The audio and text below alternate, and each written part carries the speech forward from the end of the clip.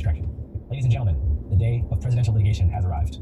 It's lawsuit time. In my hand is a legal demand letter addressed to Mr. Hunter Biden from the First Lady of the United States, demanding a retraction of Channel 5's video called Hunter Biden Returns, in which Mr. Biden here makes some speculative comments about the relationship between Jeffrey Epstein, Melania Trump, and Donald Trump. Okay, well, they knew each other well. They spent enormous time together. According to his biographer, is that Jeffrey Epstein introduced Melania. That's how Melania and the First Lady and the President met. Really? Yeah. Epstein made the intro? Yeah, according to Michael Wolff. Yeah. And so I only can go by what people are saying, and I don't know. He didn't make these claims out of nowhere. They come from another journalist named Michael Wolff, who was a biographer that actually spoke to Jeffrey Epstein. But now here we are, and I've got $1 billion document in my hands because Mrs. Trump is seeking $1 billion in damages if we don't take the video down, and if Hunter here doesn't issue a formal apology to Mrs. Trump. So now we're here, maybe to give you the platform to apologize to the First Lady for your statements that you made about her possible connection to Jeffrey Epstein.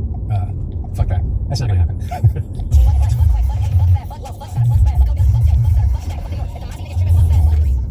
First of all, is that what I said was what I have heard and seen reported and written, primarily from Michael Wolff, but also dating back all the way to 2019, when the New York Times, I think Annie Carney and Maggie Haberman reported that sources said that Jeffrey Epstein claimed to be the person to introduce Donald Trump to Melania at that time.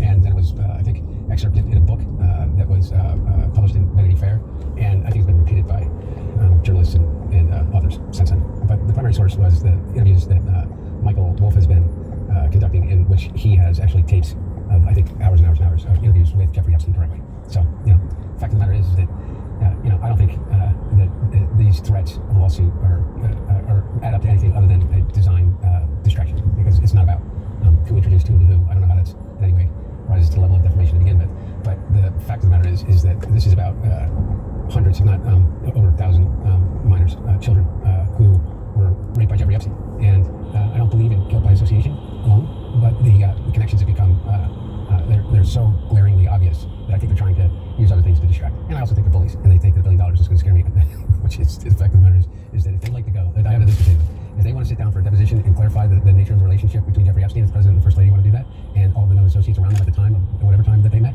I'm more than happy to provide them a platform to be able to do it. So if you countersue, they'd have to sit for deposition? No, not if I countersue. If they sue me, they would have to sit for deposition. Almost certainly, certainly the First Lady would have to sit for deposition. And most likely the President would have to sit for deposition. And based upon Clinton versus Jones, the Supreme Court case, the President would not be exempt from having to sit down for a deposition. And that would be a pretty big deal, right? Well, I think the entire world would love to finally get to the bottom of the true nature of the relationship. But a deposition with a sitting president has ever happened before? Yeah, with Bill Clinton. I've only ever seen 2 deposition videos before. Yeah. The Jeffrey Epstein one where they ask him if he has an egg-shaped penis. Have you seen that one? Yeah. And then he walks out. Then have you seen the Lil Wayne deposition where he threatens the person doing it? This would be bigger than the Lil Wayne deposition, I bet. That's the most viewed deposition of all time. Oh, is it? Yeah. So no, I've seen the deposition with Jeffrey Epstein, in which, again, I'm paraphrasing. I don't know the exact words that he used, but he was asked, were you ever in the presence of Donald Trump and underage women and minors? And he, after not having taken the fifth on several questions before and after that, he takes the fifth on that question. Yeah. And why do you think that might have been? Look, I'm not an expert in any way on Jeffrey Epstein in the case and what's transpired, but I do know this. I know that Ghislaine Maxwell was convicted of child sex trafficking, but sex trafficking of minors in particular. And Ghislaine Maxwell now, who's convicted of as being one of the by the way, it participated in those rapes, not just procuring women and girls. We have to remember this, children for Jeffrey Epstein, but participating in that sexual abuse. And she's serving, I think, 20 to 25 years, and was serving in a maximum security prison. And all of a sudden, Ghislaine Maxwell, which is almost unique according to experts, has been in the history of the prison system, federal prison system, as a sex trafficker, has been moved to the maximum security prison to a minimum security prison, I think, in which at some point prisoners have the right to be able to petition to be able to leave prison during the day and check back in. Kind of the way that Jeffrey Epstein served when he served his year and a half or whatever it was. He didn't spend the day in jail. He left. He got the ability to leave during the day. And I also know that people like Kash Patel, Pam Bondi, Dan Bongino have made careers off of the Epstein case, in which they accused everyone under the sun other than Donald Trump of being guilty of the same things Jeffrey Epstein was because of their association or the fact that they flew on a plane with him, so forth and so on. And one of the things that was their main focus in 2024 was that they were going to get into these governmental departments that had control over these quote unquote files and lists and all the things, and they were going to release them. And all of a sudden, now they're not.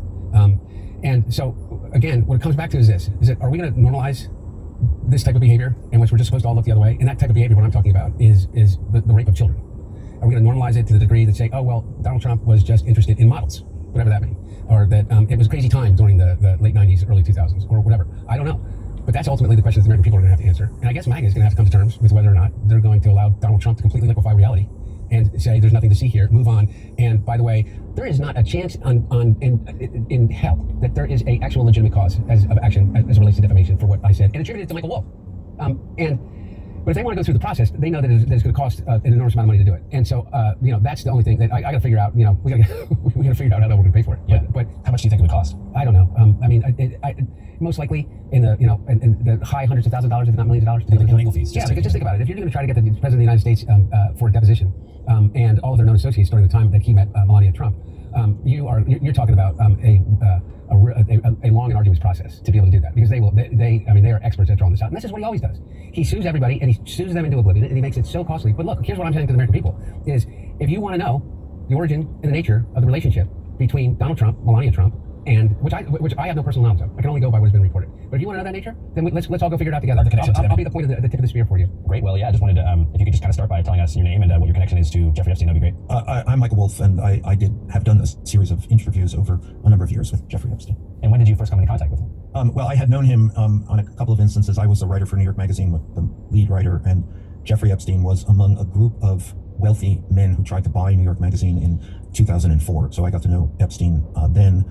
But not long after that, his legal problems began, and he went to jail. And I didn't really get back in touch with him until about 2014, when he asked me to write about him, and we began to have a discussion about that. And then I began, in fact, to write about Donald Trump.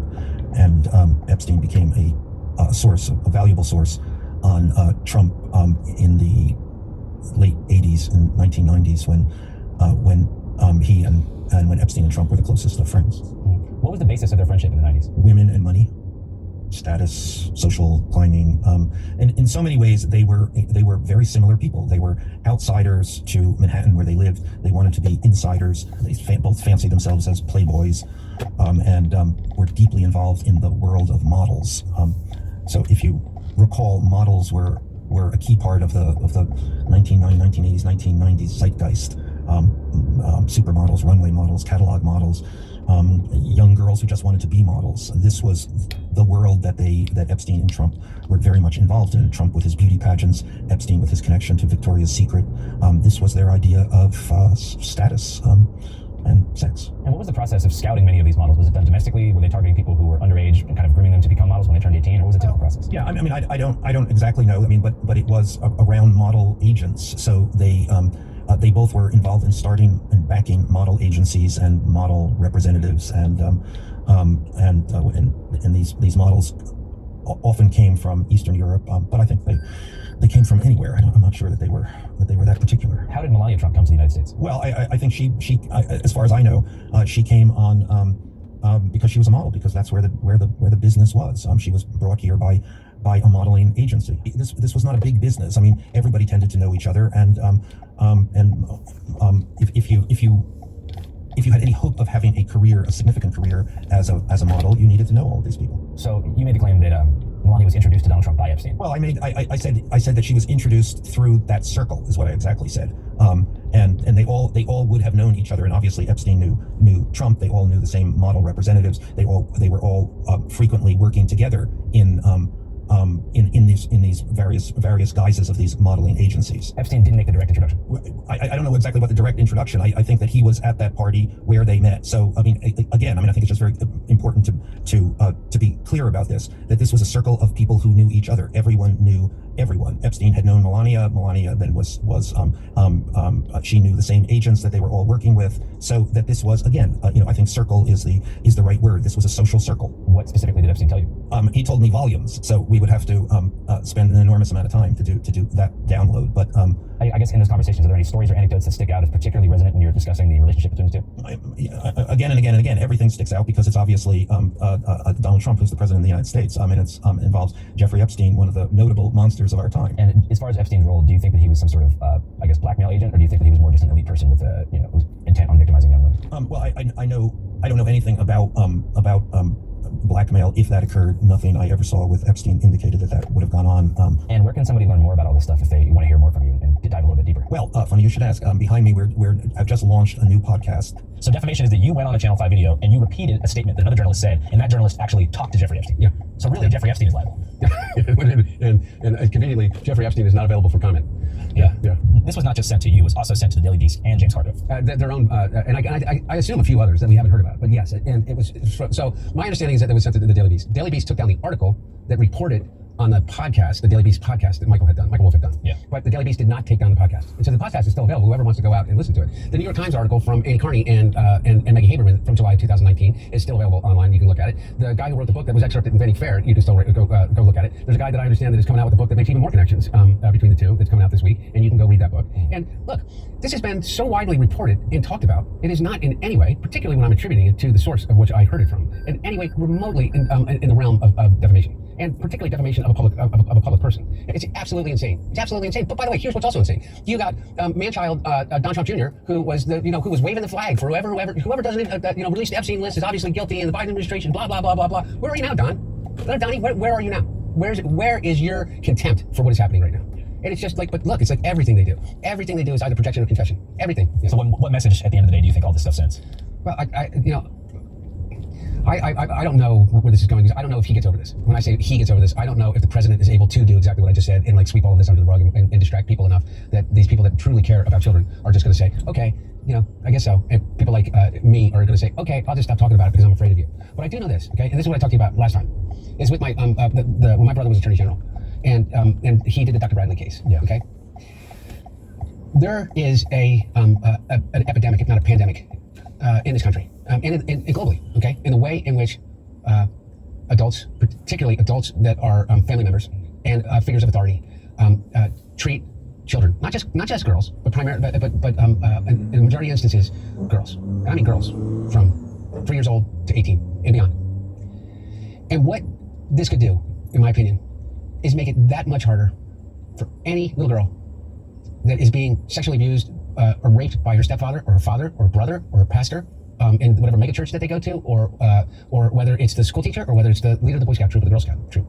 Okay, it's going to make it that much harder for them to come forward and say, what about me? When the president of the United States and his administration has just taken the most prolific sex offender as it relates to the rape and molestation of children and said, nothing to see here.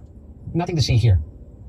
That's what it does. And it's like all of this stuff and what they do is that they have basically allowed evil out from under the rock that it always hides. And you see it, not just as it relates to child rape, and not because pedophilia, like this is like such a this loaded fucking word that's been used and overused, and people call people like child rape, out and out, straightforward racism. The way in which we talk about the LGBTQ community. Are we okay with that as a country? That's a question that we need to ask ourselves. That's a question all MAGA needs to ask itself right now, regardless of what you think about Trump. Don't you think that we deserve the truth? Don't you think that the people that have perpetrated these crimes should be held accountable at the highest level? Hell yeah, man. Well, right. But that I'm saying right. Oh, yeah. And then I turn around and I listen to these guys, and you go on Fox News, and you know what they're going to do? Here's what they're going to do. They're going to attack me. They're going to say, he's a pedophile. His dad's a pedophile. His dad's like sniffing kids' heads. And haven't you seen those pictures? You know what the pictures are? Like one of the pictures is of my dad holding my nephew at my brother's funeral and kissing his head.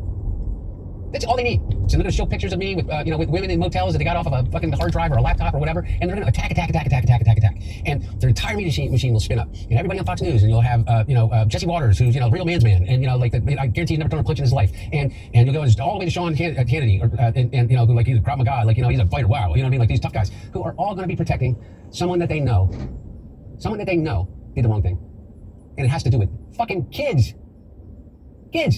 I mean, Jesus Christ, you don't have to go so far other than to just look at. I mean, it was no great. It seemed like they got so much of it cut out, but just go to Netflix and watch Filthy Rich. That's the Epstein documentary. Yeah, which is just one part of it. They didn't even touch on Trump because they took it out. But like, just watch the lengths that they went to take young girls who had already been victimized in their lives, who had been abused by their parents, who had witnessed this crime, who were just totally emotionally and physically vulnerable, and just brought them into this world. Strangely enough, a lot of them, or at least a couple of them, or at least one that I know of, came from Mar-a-Lago. Like, and they identified him as this girl.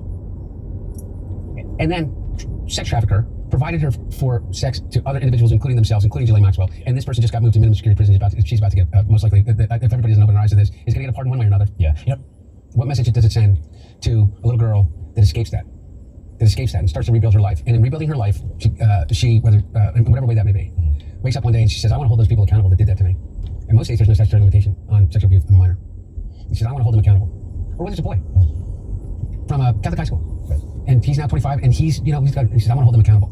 What does it say when the President of the United States of America is moving one of the most prolific sex traffickers of minors, at least that I know of, in the history of our country, from maximum security prison to a minimum security prison? What message does it send to those people who want to stand up against the powerful? And I'm not saying that it's about standing up to the powerful just as the President of the United States, but sometimes the most powerful person in your life is the one that just abused you, whether it's your father, or whether it's your priest, or whether it's your pastor, or Boy Scout leader, or your Boy Scout leader.